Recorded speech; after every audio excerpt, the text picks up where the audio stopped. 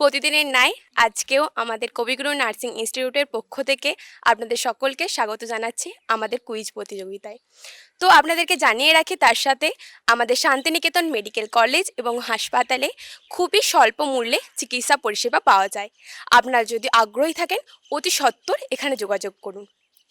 তো শুরু করি প্রতিদিনের মতো। আজকের প্রথম প্রশ্ন, বিশ্বের সবথেকে বড় মরুভূমির নাম কি? পায়েল। সাহারা মরুভূমি। একদম সঠিক উত্তর। তো আমি প্রাইজ দেওয়ার জন্য পায়েলকে ডেকে নিচ্ছি, অর্পিতাকে।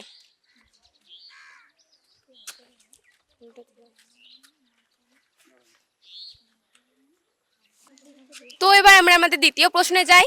দ্বিতীয় প্রশ্ন হচ্ছে, সব থেকে ছোট গ্রহের নাম কি? প্রসন্না। মার্কারি।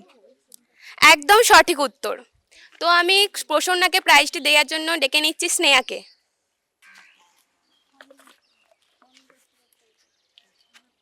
তো আমাদের তৃতীয় প্রশ্ন, ইউনাইটেড নেশন কবে এস্টাবলিশ হয়েছিল? স্নেহাকে ডেকে নিচ্ছি। 1945। একদম সঠিক উত্তর। তো স্নেহাকে প্রাইজটি দেওয়ার জন্য আমি ডেকে নিচ্ছি সৌমিতাকে।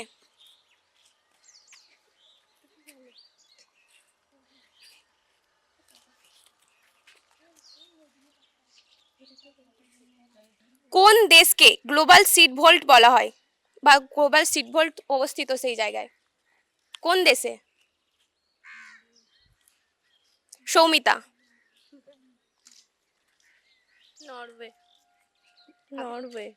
একদম সঠিক উত্তর। তো আমি সৌমিতাকে প্রাইজটি তুলে দেওয়ার জন্য ডেকে নিচ্ছি মল্লিকাকে।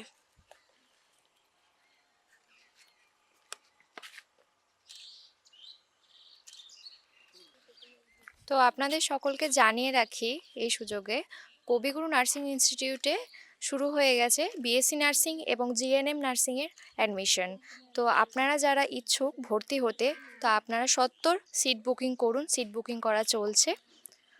এরপরে আমরা ফিরে আসি নেক্সট কোশ্চেনে। চাঁদে প্রথম কে পাড়ি দিয়েছিল? অর্পিতা। Neil Armstrong. একদম একদম সঠিক উত্তর। অর্পিতাকে প্রাইজ তুলে দেওয়ার জন্য আমি ডেকে নেব স্নেহাকে।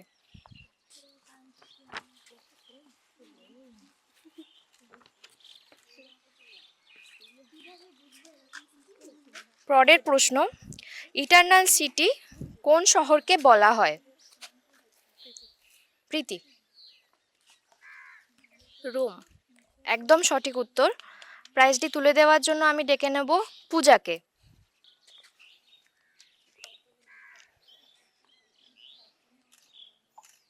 পরের প্রশ্ন, মরুভূমি জাহাজ কোন প্রাণীকে বলা হয়? প্রীতিকে ডেকে নেব। উট। একদম সঠিক উত্তর। প্রাইজটি তুলে নেওয়ার জন্য ডেকে নেব কস্তুরীকে।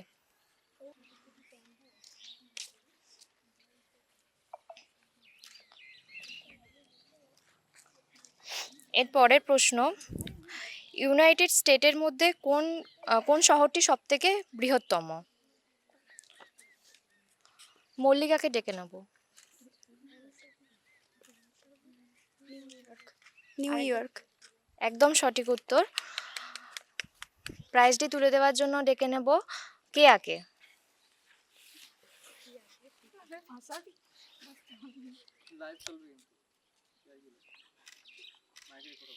লাস্ট কোশ্চেন, আমাদের বিশ্বে সবথেকে বেশি কোথায় কফি চাষ করা হয়? পায়েল। ব্রাজিল। একদম সঠিক উত্তর।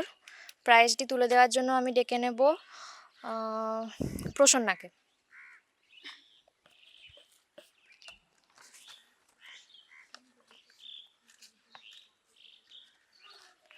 আজকের অনুষ্ঠানটি এখানেই শেষ করছি।